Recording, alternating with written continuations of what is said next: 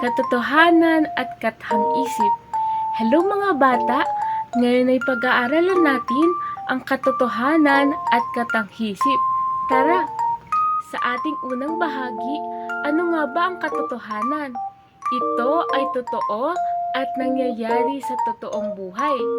Halimbawa, ang aso ay may 4 na paa. Ito ay totoo at nakikita rin natin ito sa totoong buhay. Ano naman ang kathang-isip? Ito ay gawa-gawa mula sa ating imahinasyon at hindi nangyayari sa totoong buhay. Ang aso ay marunong magsalita. Hindi ito totoo.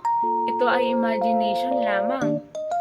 Paano naman ito malalaman kung katotohanan? Pwede mo itong itanong sa ating mga teacher o sa ating mga magulang. Nakikita ko ba ang totoong buhay? Posible ba itong mangyari? Magaling!